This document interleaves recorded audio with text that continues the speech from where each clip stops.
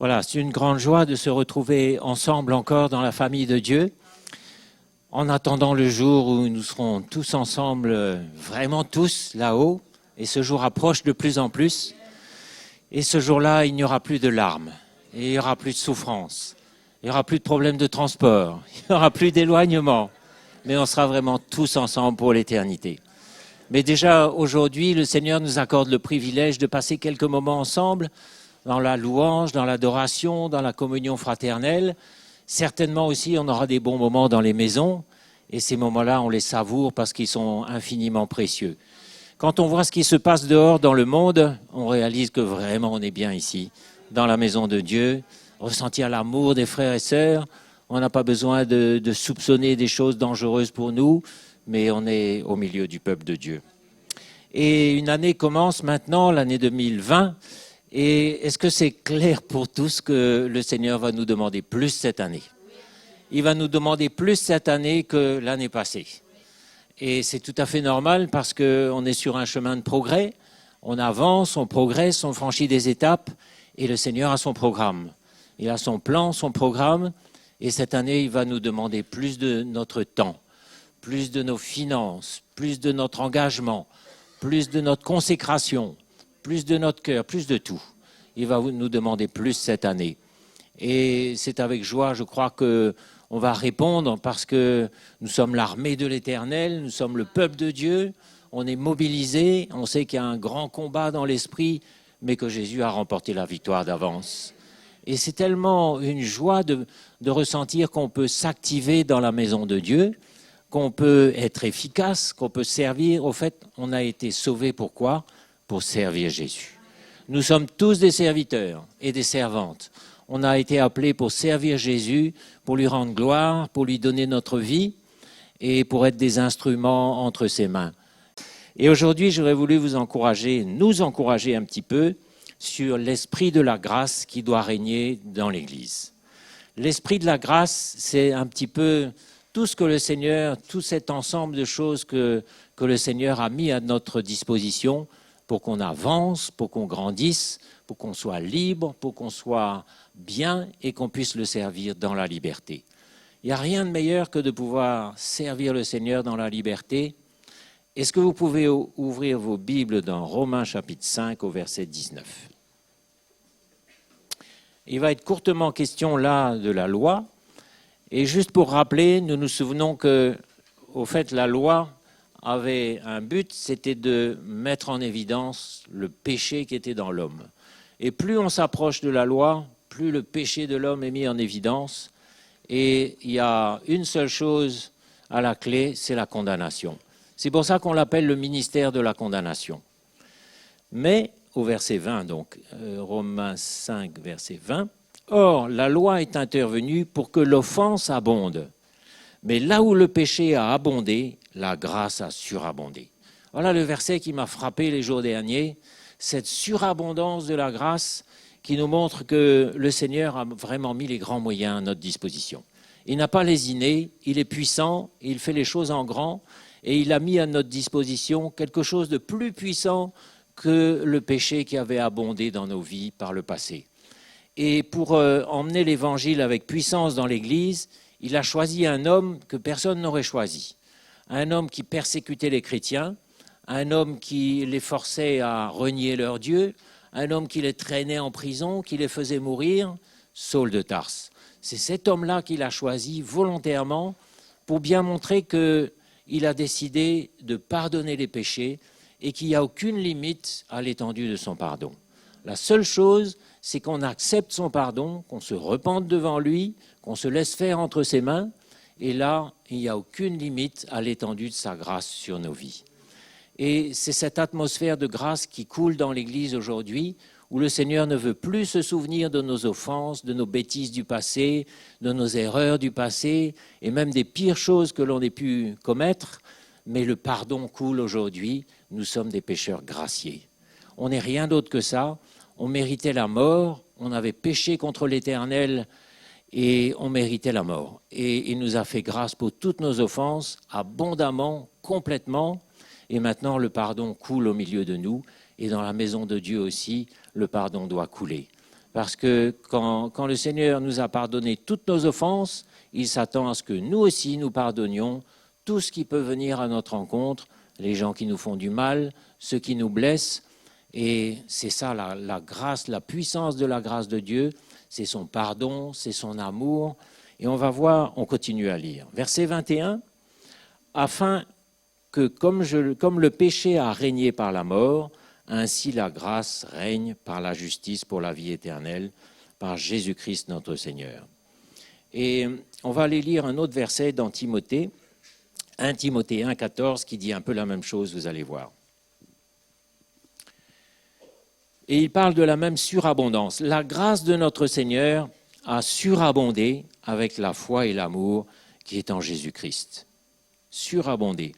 C'est une parole certaine et entièrement digne d'être reçue, que Jésus-Christ est venu dans le monde pour sauver les pécheurs, dont je suis le premier. Donc le but pour lequel Jésus est venu, c'est pour sauver les pécheurs. Ce n'est pas pour juger, pour condamner, pour regarder les défauts, pour fouiller dans le passé, pour faire toutes ces choses-là, mais il est venu pour pardonner les pécheurs. Et quand on a ça dans notre cœur déjà, on a tout de suite un regard différent sur nos frères, nos sœurs et même sur les gens du monde, parce que le Seigneur voudrait que tous parviennent à la repentance, même si on sait d'avance que pas tous y parviendront, parce que beaucoup endurciront leur cœur, mais c'est ça son cœur. Et il dit, j'ai obtenu miséricorde afin que Jésus-Christ fasse voir en moi le premier toute sa longanimité, afin que je serve d'exemple.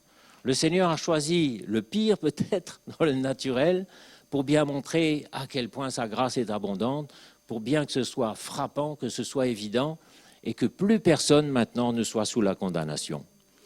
Afin que je serve d'exemple à ceux qui croiraient en lui pour la vie éternelle. Au roi des siècles, immortel, invisible, soit Dieu, seul Dieu, soit honneur et gloire au siècle des siècles. Donc c'est vraiment un plan extraordinaire. Le Seigneur a payé pour nous et maintenant il nous dit, voilà, maintenant tu es libre. Sors de ta prison.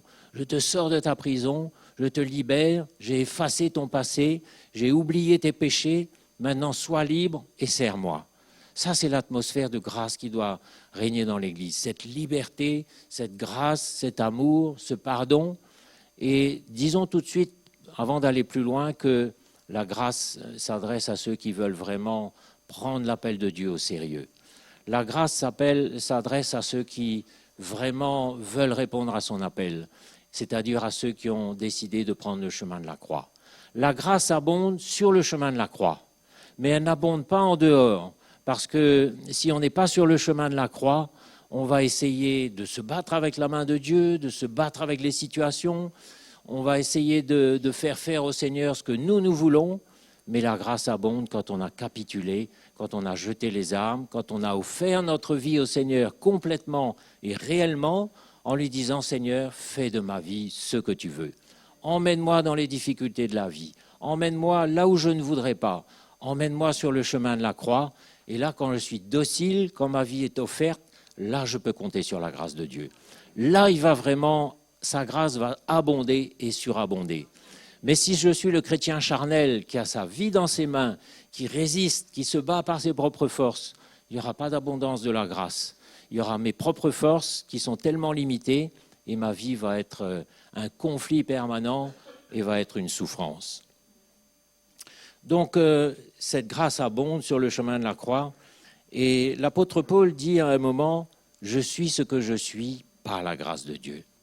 Et c'est merveilleux de voir que si vous faites le point aujourd'hui de votre vie, comme lui l'a fait à un moment, il se dit, ce que je suis aujourd'hui, non pas mon caractère, non pas ce que je suis dans le naturel, mais spirituellement, ce que je suis aujourd'hui, c'est le fruit de la grâce de Dieu. Et aujourd'hui, beaucoup d'entre nous, on a fait du chemin avec le Seigneur, on a fait des progrès extraordinaires, et c'est lui qui a fait ça. Hein. C'est lui qui nous a formés, changés, assouplis, transformés. Ce que je suis aujourd'hui, je le suis par la grâce de Dieu. Est-ce que vous pouvez bénir Jésus pour ce que vous êtes aujourd'hui ? Il n'y a pas de pression, il n'y a pas de compétition. On ne se compare pas, on ne se met pas de la pression sur soi-même pour devenir quelqu'un ou quelque chose, mais c'est le Seigneur qui nous change. Et on peut dire comme David, merci Seigneur d'avoir fait de moi une créature si merveilleuse. Merci pour ce que je suis aujourd'hui. Ce que je suis aujourd'hui, je le suis par la grâce de Dieu. Et le Seigneur est satisfait du travail qu'il a fait en vous et il est capable de l'emmener beaucoup plus loin. Et c'est pour ça que dans cet esprit de grâce, il n'y a plus de condamnation. Il n'y a plus de condamnation pour ceux qui sont en Jésus-Christ. D'accord ? Et pourquoi je souligne ça aujourd'hui ? C'est parce que je sais qu'il y a encore beaucoup de chrétiens qui marchent malgré tout sous la condamnation. C'est-à-dire qu'ils ont en quelque sorte honte de ce qu'ils sont encore, de peut-être ce qu'ils ont fait, de leurs attitudes, de leurs comportements, des bêtises qu'ils ont faites par le passé. Et on dirait qu'ils ne regardent plus que ça. Ils sont paralysés, ils sont en train de regarder dans le naturel et ils ne voient plus qu'ils ne regardent pas du bon côté. Quand on regarde ce qui ne va pas dans nos vies, on arrive vite à devenir mélancolique, on perd notre joie, on est en train de perdre notre joie, on est en train de devenir triste parce qu'on est en train de regarder dans le naturel. On est en train de regarder des choses qu'on n'a pas besoin de regarder parce que moi j'ai fait l'expérience bien souvent qu'au moment où je me sentais le plus nul, le plus incapable, le plus lamentable, j'avais honte, j'avais envie d'aller me cacher, c'est à ce moment précis que la grâce sortait de moi. La vie de résurrection, l'onction de Dieu et toutes ces choses-là, c'est justement au moment où on a envie d'aller se cacher parce qu'on se sent pas bien du tout, c'est là que le Seigneur nous utilise avec puissance. Parce que c'est sa grâce qui travaille, c'est pas nous. Et Paul dit aussi, j'ai travaillé plus que eux tous, non pas moi toutefois, mais la grâce qui travaille à travers moi. Donc on n'a pas besoin de regarder à nos faiblesses, et il est bon même, vous verrez, il est bon qu'on ait des faiblesses. Et si tu as des faiblesses, si tu te sens sec, si tu te sens condamné, ben réjouis-toi, parce que c'est pas tout ça qui est important, mais c'est la grâce qui travaille à travers toi. Et même dans le plus mauvais état, le Seigneur est toujours là, le Saint-Esprit est toujours là, la grâce de Dieu est toujours là. Prends ta guitare et tu vas voir que l'onction de Dieu va se manifester à travers une louange même qui sera beaucoup plus vraie et plus puissante que quand tu te crois bien. Parce que quand tu te crois bien, tu vas être avec tes accords, avec ton talent personnel, alors que quand tu vois ta misère, tu es brisé, tu es humilié, tu es dans la meilleure disposition possible pour servir ton Dieu. Et quand on a compris ça, on est libre de nos faiblesses. Parce qu'on a tous des faiblesses, et c'est très bien comme ça. Parce que ça nous humilie, et ça nous rappelle que finalement, on a besoin de devenir libre avec nos faiblesses. Moi, j'en ai un paquet comme tout le monde. Par exemple, ceux qui me connaissent savent que j'oublie tout. J'ai tendance à oublier tout. Ben, on en rigole ensemble, on en rit. Il me dit, ça y est, il a encore oublié. On en rit ensemble. On a besoin d'être libre de nos faiblesses parce que le Seigneur nous aime avec nos faiblesses. Mais par contre, si je fixe mes regards là-dessus, je suis comme ça, je suis nul, j'y arrive pas, je suis sec. Si on commence à regarder ça, qu'est-ce qu'il y a derrière ? Ben bien souvent, en fait, il y a beaucoup d'orgueil. Parce que finalement, on aurait aimé être celui qui brille, qui est admiré, qui est toujours impeccable, toujours parfait, qui n'a jamais de faiblesse. Il y a beaucoup d'orgueil là-dedans. Hein ? Et on a encore des illusions sur soi-même et on regarde dans le naturel au lieu de regarder dans l'esprit. Et c'est bien reposant quand on arrive à être libre de ce qu'on est. Il faut se donner le droit d'être ce qu'on est. Donnez-vous le droit d'être ce que vous êtes aujourd'hui. Et même s'il y a des traits de caractère en vous que vous savez c'est pas bon, ben vous êtes comme ça. Vous n'allez pas vous forcer, vous n'allez pas produire un visage artificiellement mieux que ce que vous êtes, parce que de toute manière, ceux qui vous connaissent de près savent que vous êtes comme ça. Donc, bénissons le Seigneur pour nos faiblesses. Bénissons le Seigneur parce que là où nos faiblesses abondent, la grâce va surabonder. Il y aura une surabondance de grâce qui va nous emmener, qui va nous transformer. Moi, je ne sais pas si un jour je vais retrouver la mémoire, mais peu importe. Et je sais que le Seigneur va faire surabonder sa grâce dans nos vies. Ce qu'il a commencé, il a les moyens de le terminer. Et n'allons pas fixer nos regards non plus sur les faiblesses de l'Église, sur les faiblesses de l'un, de l'autre, parce que ce qui est important, ce n'est pas ça. Regardez où on était il y a 20 ans et regardez où on est aujourd'hui. Regardez où était la carte de l'Afrique il y a 20 ans, où elle est aujourd'hui. Regardez tout ce qui se passe dans le monde chrétien aujourd'hui. On avance, on gagne du terrain. Le plan de Dieu avance, malgré tes faiblesses, malgré tes misères. Et je vous assure qu'il vaut beaucoup mieux être dans ses faiblesses qu'être sûr de soi, parce que ceux qui étaient sûrs de soi ont souvent fait faillite. Regardez Saül. Quand le Seigneur est venu le chercher, il avait une tête au-dessus de tout le monde. Il était beau, il était intelligent, il a été nommé roi. Il a fait faillite lamentablement. Il a sombré dans le légalisme et il a fini tristement percé sur le champ de bataille avec son fils Jonathan, un échec. Parce qu'il était dans ses propres forces et il se confiait dans ses forces parce qu'il avait tous les dons, tous les talents, toutes les habiletés. Ne rêvez pas d'avoir toutes ces habiletés en vous, parce que ça ne vous mènera pas loin. Regardez Salomon. Salomon non plus n'avait pas cette espèce d'écharpe dans la chair, il n'avait pas ces faiblesses que nous avons peut-être, mais regardez comment il a fini. Et au début, il était beau, riche, intelligent, roi, le plus riche qu'on ait jamais connu sur la terre. Et regardez comment ça a été une occasion de chute pour lui, combien ça a été un piège pour lui. Et il a fini tristement en laissant un royaume ruiné et divisé. Donc Paul, justement, a été choisi avec d'autres critères. Il a été choisi comme celui que personne n'aurait choisi. Et une fois brisé, une fois que le Seigneur l'a renversé de son cheval, l'a brisé, il était l'homme le plus humble de la terre. Et quand il vient vers les Corinthiens, il vient avec toute la faiblesse de l'homme.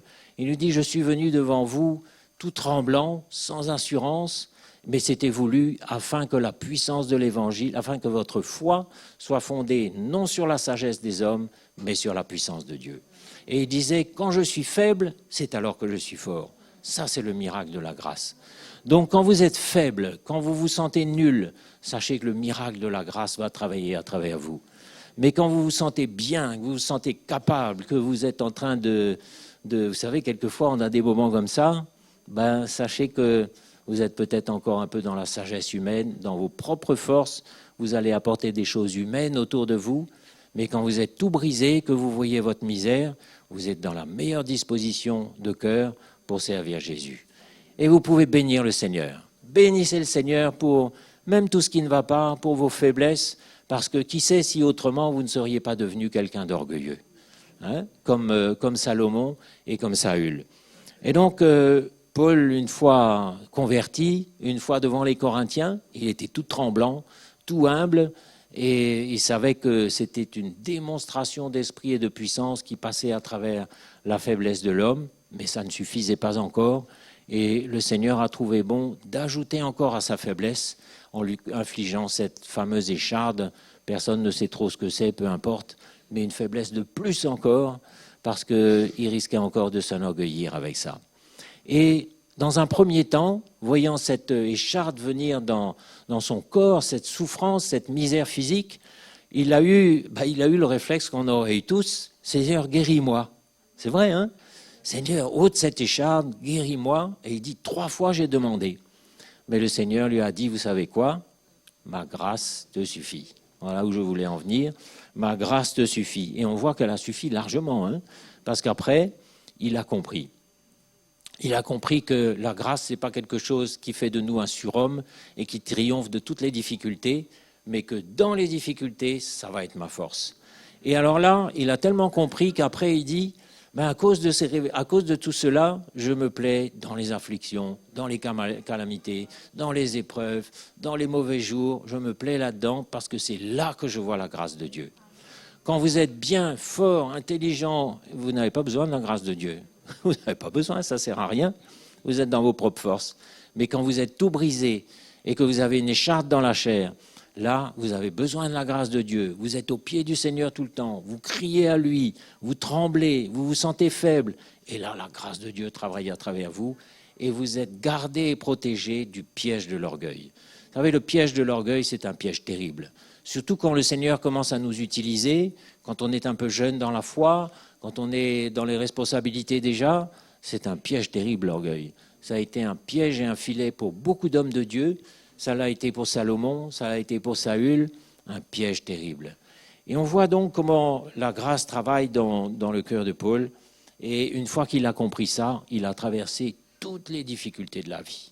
Il a été en prison, il a été battu, il a été accusé. Mais dans toutes ces choses, nous sommes plus que vainqueurs, il dit. C'est extraordinaire cette révélation-là. Ça, c'est la révélation de la grâce. La révélation de la grâce qui est finalement la puissance de Dieu pour nous emmener. Mais n'allons pas chercher à bouger la main de Dieu nous-mêmes pour que la puissance de Dieu enlève les difficultés de notre chemin. Ce n'est pas son plan. Il a prévu qu'il y aurait des difficultés, des grosses même sur notre chemin, mais ce qu'il faut chercher à ce moment-là, exactement comme Paul, c'est cette surabondance de la grâce qui est manifeste dans la vie de tellement de chrétiens, et c'est ahurissant de voir ça. Il y a des frères, des sœurs de par le monde qui traversent des choses terribles. Il y a une autre carte là-bas qui est celle du monde persécuté, du monde chrétien persécuté. Il y a des femmes qui ont perdu leur mari, des couples qui ont perdu leurs enfants, des pasteurs qui sont en prison, des choses très très dures. Et comment on peut tenir dans tout ça? Comment ils tiennent dans tout ça? La puissance de la grâce de Dieu. Ils sont humbles, ils sont devant le Seigneur tout le temps, et rien d'autre que ça ne peut, que la grâce de Dieu ne peut les faire traverser tout cela. Et nous aussi, si on regarde en arrière, on se dit, finalement, j'ai traversé moi aussi peut-être pas ce qu'eux traversent, mais quand même des choses dures et difficiles, et j'ai traversé. Le Seigneur est capable de vous équiper pleinement. Il y a une provision de grâce qui va surabonder dans la difficulté. C'est pour ça, ne bloquez pas sur l'obstacle. Il ne faut pas bloquer sur l'obstacle en disant « Ah non, pas ça. Ah non, c'est trop. » Mais allez plutôt dire « Seigneur, pardonne-moi pour mon manque de foi. » Parce que comment on accède à la grâce? Par la foi. Nous sommes sauvés par la grâce au moyen de la foi. Donc pour que cette grâce immense se déclenche, il faut juste mettre notre foi en action. Seigneur, pardonne-moi, je manque de foi. J'ai peur. Je ne sais pas où on va aller. Je ne sais pas comment je vais réagir. Pardonne mon manque de foi. Et on s'humilie, on se repent, et le Seigneur nous fait grâce et il nous accorde un supplément de foi. Il nous accorde tout ce qu'il faut. Et à ce moment-là, on voit une grâce puissante qui nous fait traverser ce qu'il faut. Traverser les situations les plus difficiles.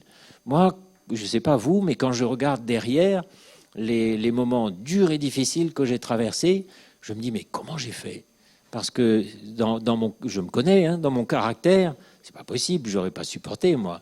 J'aurais envoyé promener, ça aurait été terrible.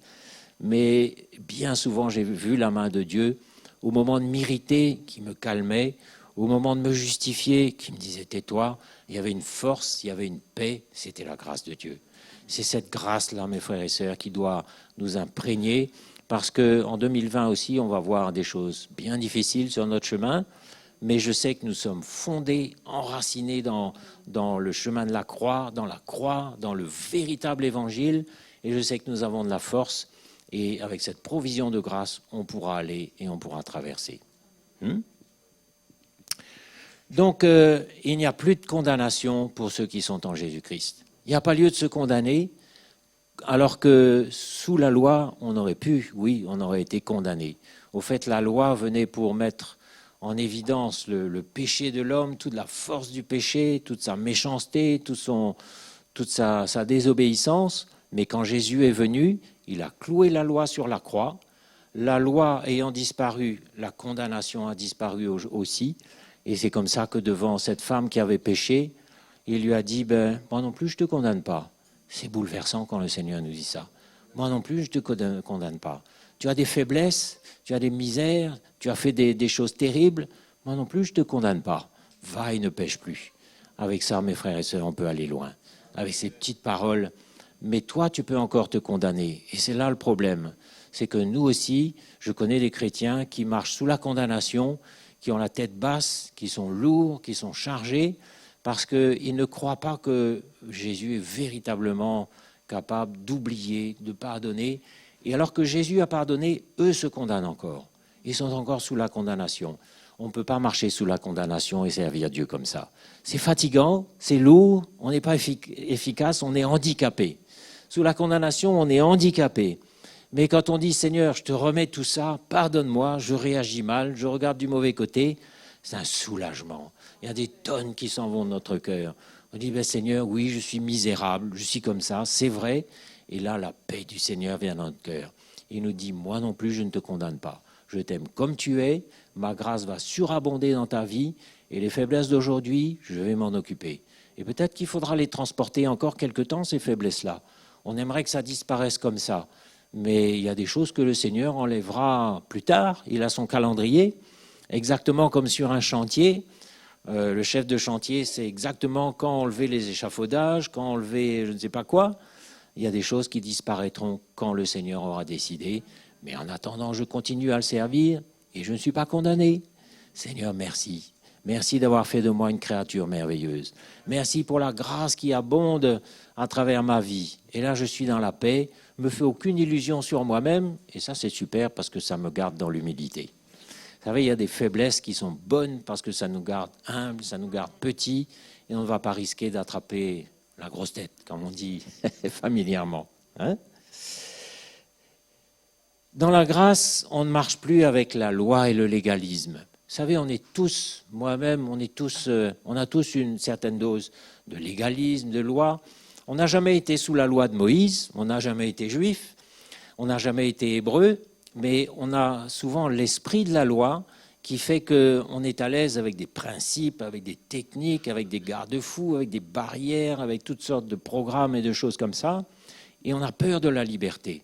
On a peur de la liberté parce que ça donne un peu le vertige. On ne sait pas trop comment ça va se passer. Quand on enlève toutes les béquilles, tous les points de repère, on se dit « Ah là là, qu'est-ce qui va se passer ?» Et on a tous un petit peu de légalisme en nous. Et le légalisme nous amène à faire porter aux autres des fardeaux que nous-mêmes, nous ne portons pas. C'est ça que Jésus reprochait aux pharisiens. Il leur disait « Mais vous accablez le peuple de fardeaux, vous ne mettez même pas le doigt dessus, vous, mais vous mettez ces fardeaux-là sur eux. » Et quand on a cet esprit légaliste, on met des fardeaux sur les autres alors qu'on ne peut même pas les porter nous-mêmes. Et d'ailleurs, cette femme qui avait péché, qui était prise en flagrant délit d'adultère,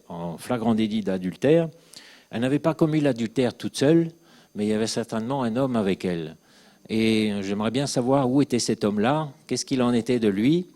Et je ne serais pas étonné que cet homme-là, c'était un des pharisiens qui avait déjà une pierre dans la main. Vous savez, quand on est légaliste, on voit le problème chez l'autre, mais on ne voit jamais chez nous. On met une demande chez les autres, sur notre femme, sur notre mari, sur notre entourage. On met une demande sur autrui au lieu de la mettre sur nous-mêmes.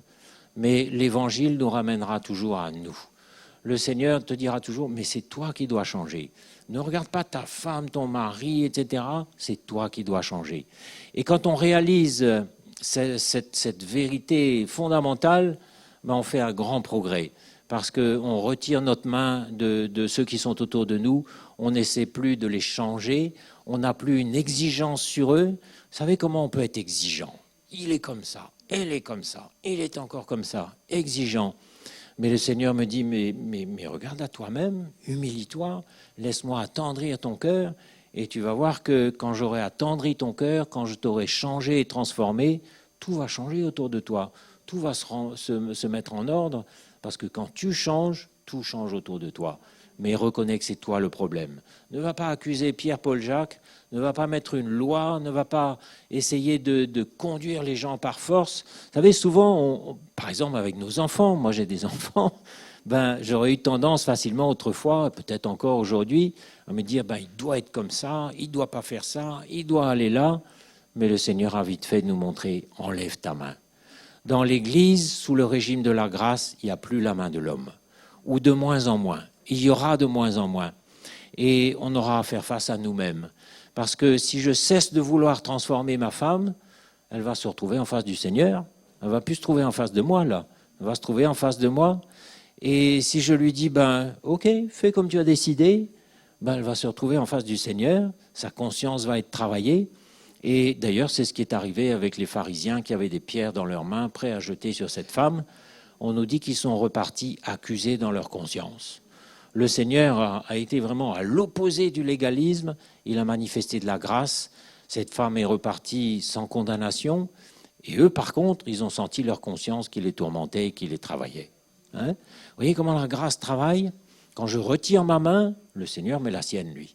Quand je cesse de vouloir transformer mon entourage, le Seigneur s'en occupe. Et on gagne beaucoup de temps et c'est reposant. Parce que c'est l'Esprit de Dieu qui travaille au milieu de nous ici. Moi, ça me frappe toujours et ça me fascine de voir que dans l'Église, là où nous sommes, on se connaît, on connaît nos faiblesses, on se connaît très bien, on est souvent ensemble. Et souvent, on se dit, moi je me dis, lui, il est appelé à vivre ça, hein, il y a ça qui doit se passer dans sa vie. Mais je ne mets pas ma main. Et parce que je sais que si j'essaie de mettre ma main, ça va faire l'effet contraire. Si je dis à quelqu'un, il faut que tu sois comme ça, il va faire tout le contraire. Parce que quand vous mettez la loi, aussitôt vous ranimez l'esprit de la loi, qui est la rébellion, qui est la résistance. Et ça va mal se passer. Mais quand j'enlève ma main, je suis étonné de voir que le Seigneur fait le travail, lui. Et un jour, je me suis dit, waouh, non seulement il a fait ce que j'aurais aimé, mais il a fait même beaucoup mieux, beaucoup plus. Le Seigneur fait un travail parfait. Et il ne blesse pas. Et il n'est pas dur. Et il est patient avec nous. C'est bouleversant de voir sa patience, non? Parce que souvent, on met un peu de temps à réagir, à s'aligner, à s'humilier. Mais l'Esprit de Dieu travaillant en nous, l'évangile qui est prêché et l'Esprit de Dieu ensemble, c'est comme l'enclume et le marteau. Ça travaille les vis, ça travaille. Et la parole est comme une eau pure qui lave, qui purifie, qui transforme.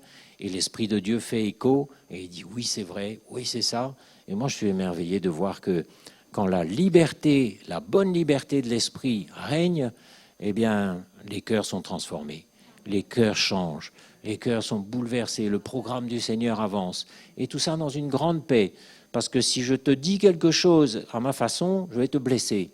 Mais si l'Esprit de Dieu te le dit, ça va. Lui, il saura comment le dire, il ne va pas blesser, et ça va bien se passer, ça va porter du fruit. Mais là encore, la liberté doit être bien comprise. Comme la grâce. On passera un moment tout à l'heure pour voir quelles sont les précautions à prendre avec la grâce pour que ça ne se retourne pas contre nous. La liberté, elle aussi, doit être bien comprise. Il faut vraiment qu'on comprenne ce que c'est que la liberté. Jésus nous a libérés de quoi ? Du péché qui nous écrasait, qui nous condamnait. Il nous a libérés du pouvoir de Satan. Il nous a libérés de beaucoup de fardeaux. Mais il ne nous a pas fait libres de faire ce qu'on veut, surtout pas. Et il ne faudrait pas s'imaginer, maintenant je suis libre, je fais ce que je veux. Mais je crois qu'on n'en est plus là. Mais je précise quand même, parce qu'il faut que ce soit bien clair, qu'on n'est absolument pas libre de faire ce que l'on veut, mais on est libre de devenir un esclave de Jésus-Christ. Pour faire sa volonté, parce que c'est lui qui a le plan de votre vie. C'est lui qui sait qu'est-ce qui doit arriver aujourd'hui, demain, après-demain dans votre vie. Et il y a une autre liberté que vous avez, c'est de vous fermer au plan de Dieu. Oui, tout à fait, vous avez ce pouvoir-là. Et moi aussi, personne ne m'a obligé à être là aujourd'hui, j'aurais pu rester chez moi.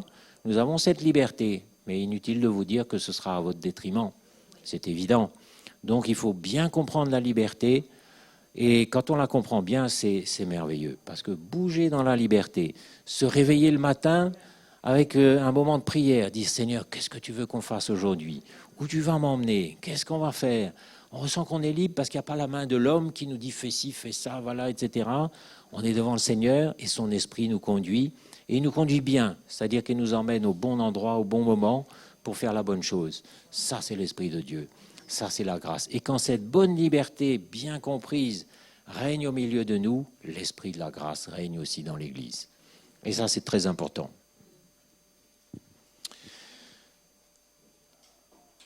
Donc, on a vu que c'est uniquement dans la faiblesse de l'homme que la grâce prend sa pleine mesure. Peut-être qu'on va lire un peu. Oui, on va lire quand même quelques versets. 2 Corinthiens 12, verset 7. Qu'est-ce que ça dit ? Pour que je ne sois pas enflé d'orgueil à cause de l'excellence de ces révélations qu'il avait reçues dans le ciel, il m'a été mis une écharde dans la chair, un ange de Satan pour me souffleter et m'empêcher de m'enorgueillir. 3 fois j'ai prié le Seigneur de l'éloigner de moi. Il m'a dit, ma grâce te suffit, car ma puissance s'accomplit dans la faiblesse. Je me glorifierai donc bien plus volontiers de mes faiblesses, afin que la puissance de Christ repose sur moi. Ça, c'est libératoire. Et c'est pourquoi je me plais dans les faiblesses, dans les outrages, dans les calamités, dans les persécutions, dans les détresses pour Christ, car quand je suis faible, c'est alors que je suis fort. Merveilleux ces versets-là. On est très loin de l'évangile de la prospérité, là. On est très loin de certains messages que des chrétiens charnels recherchent parce qu'ils veulent être bénis, ils veulent que ça se passe confortablement, mais ce n'est pas le confort que le Seigneur a prévu pour nous, c'est l'abondance de la grâce dans les persécutions, les détresses, etc. Alors, quelle est votre écharde à vous? Je ne sais pas, je suis sûr que vous en avez une, mais réjouissez-vous, parce que le Seigneur va faire surabonder sa grâce pour que vous puissiez devenir un homme de l'esprit, une femme de l'esprit.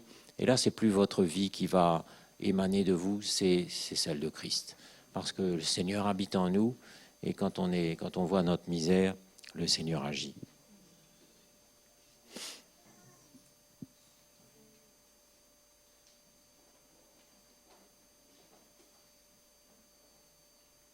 Alors, là où la grâce abonde, le pardon coule aussi.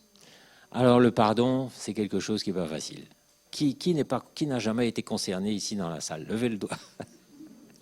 On est tous confrontés à ça. Hein, c'est un gros morceau, mais le Seigneur est bien clair. Et il y a une parabole, je crois que c'est dans Matthieu 18, où il est question d'un homme à qui Jésus a remis toute sa dette, une grosse dette. Et cet homme-là, maintenant, qui est libre, pardonné, il va secouer son débiteur pour lui faire rembourser la dette qu'il lui doit rapidement. Et le Seigneur vient et lui dit, mais est-ce que je t'avais pas remis en entier la dette que tu avais envers moi? Est-ce que tu n'aurais pas dû faire de même avec celui qui était ton débiteur? Donc le Seigneur a des paroles bien claires et il nous dit que si je t'ai pardonné, pardonne toi aussi. Ça, c'est quelque chose qui doit couler, qui doit être évident. Et là aussi, il faut que la grâce surabonde. Parce que c'est difficile et personne n'a jamais réussi dans ses propres forces. Personne ne peut dans ses propres forces. N'essayez pas, vous n'y arriverez pas, vous allez vous user et perdre votre temps. Mais c'est là qu'on s'humilie. C'est très important de s'humilier. On marche dans la repentance de tous les jours. Seigneur, j'ai du mal, j'y arrive pas. Et ça va peut-être pas venir d'un seul coup. Vous savez, il y a des choses qui sont un combat.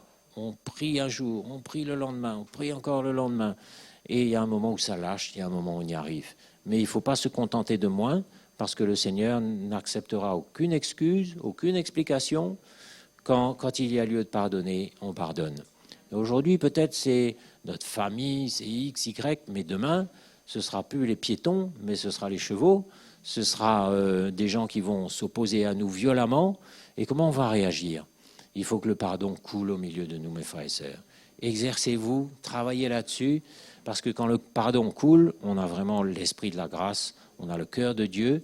Et vous savez, dans l'Église, c'est toute une atmosphère qui se crée comme ça. Quand il y a le pardon, la liberté, la grâce, quand il n'y a plus la loi, là, le cœur de Dieu règne dans son Église et il va pouvoir nous utiliser d'une façon glorieuse. Jésus va élever son Église pour être glorifié à travers elle. Hein? Ce n'est pas nous qui allons être élevés, bien sûr, mais c'est Jésus dans son Église.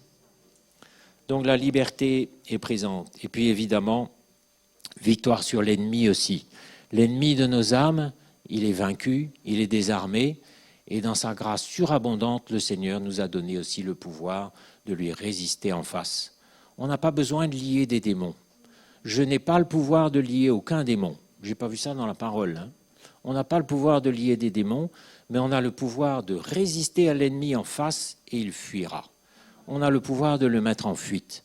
Le Seigneur nous a donné ce pouvoir de mettre l'ennemi en fuite et de pouvoir résister contre les ruses du diable et tenir ferme après avoir tout surmonté.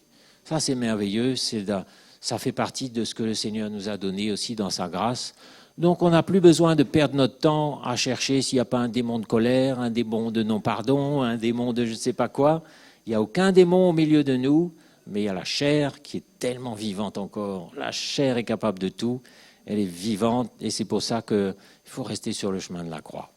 Il faut rester sur la croix tous les jours. Ceux qui appartiennent à Jésus-Christ ont crucifié la chair avec ses passions. Voilà, clair. Hein? Donc on continue et ça va bien se passer. Et maintenant, je voudrais en venir à Romains 6, parce que dans l'Église, il y a souvent un gros problème, c'est qu'on comprend mal la grâce, on s'abrite derrière pour faire ce que l'on veut. Et je vais terminer là-dessus pour qu'on soit bien clair. Heureusement que Paul a écrit Romains 6, parce qu'il y aurait eu certainement des petits malins qui se seraient dit, ben voilà, super, puisque la grâce surabonde, on peut pécher, on peut continuer à faire ce qu'on veut, on peut continuer à pécher. Et alors là, dans le chapitre 6, il remet les choses bien claires. Et on va passer un petit peu de temps là-dessus parce que c'est très important pour nous de comprendre que la grâce n'est pas une licence pour pécher, n'est pas une licence pour se laisser aller à faire ce que l'on veut. Le Seigneur ne peut pas cohabiter avec le péché. Ça doit être bien clair. Il ne peut pas se contenter de compromis, de demi-mesures, vous savez, ces choses un peu tortueuses. Le Seigneur est fondé sur la vérité, sur la sainteté, sur la pureté, et on ne peut pas transiger avec ces choses. Il y a une chose que la grâce fait, c'est qu'elle nous donne du temps pour nous repentir. Mais à la fin de l'histoire, le péché doit disparaître. À la fin de l'histoire, il doit y avoir la repentance. Et il est dit dans l'Apocalypse, je ne sais plus quand Jésus parle à quelle église, il dit à propos de la femme Jézabel, je lui ai donné du temps pour se repentir et elle ne sait pas repentir. Et maintenant, sous-entendu, je vais agir, je vais venir avec mon jugement. Quand la repentance ne vient pas, c'est le jugement de Dieu qui va venir. Hein?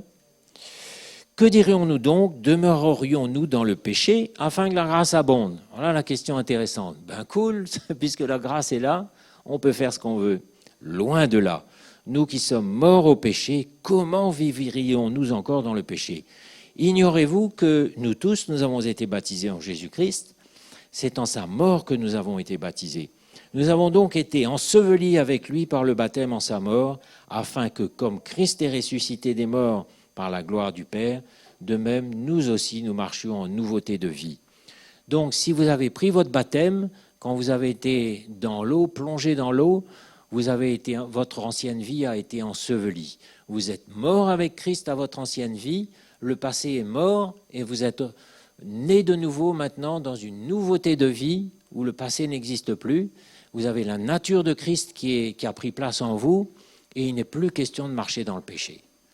Celui qui est né de nouveau n'a plus de force pour pécher. On n'a plus de force pour pécher. Et si on pêche encore, parce que ça peut arriver, on est brisé, on est malheureux, on est triste. C'est pour ça que le message de la grâce s'adresse aux chrétiens sérieux, qui veut vraiment prendre au sérieux l'appel de Dieu et prendre ses responsabilités. Et il y a une grosse différence entre marcher dans le péché et pécher occasionnellement. Ça aussi, je voudrais bien souligner. Parce que nous tous, nous allons pécher, et qu'est-ce qu'on va faire? Se remettre sous condamnation? Mais sûrement pas, puisqu'on est sous la grâce. Vous voyez?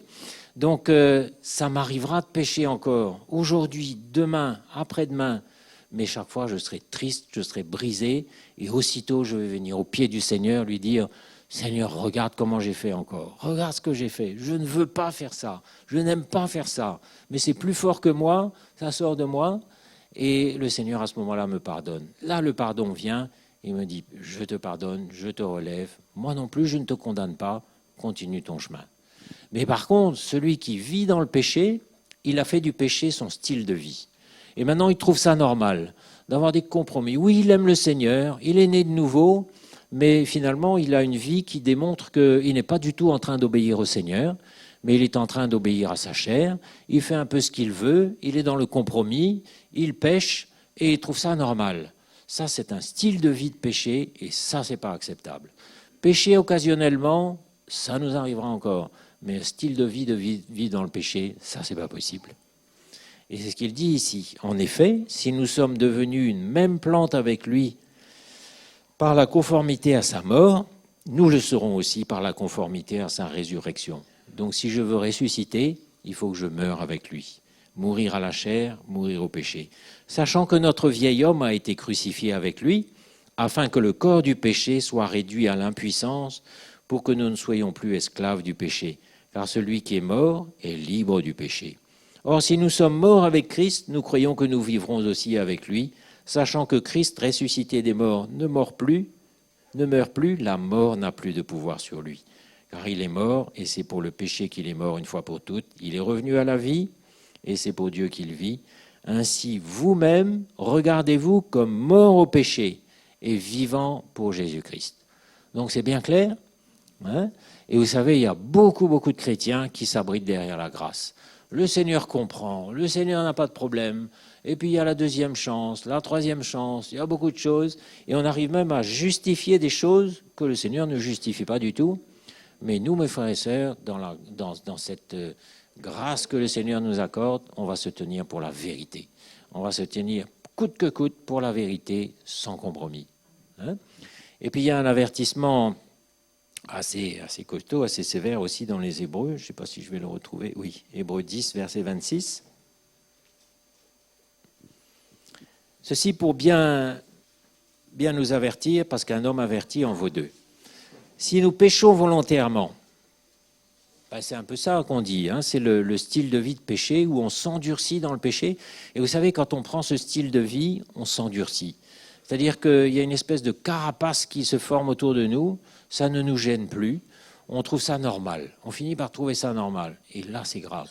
Et c'est pour ça qu'il faut qu'on soit toujours ouvert à la correction, ouvert à peut-être une parole de prophétie qui va venir, ouvert, prêt à se repentir. Et là, vous serez à l'abri, vous n'allez pas vous endurcir.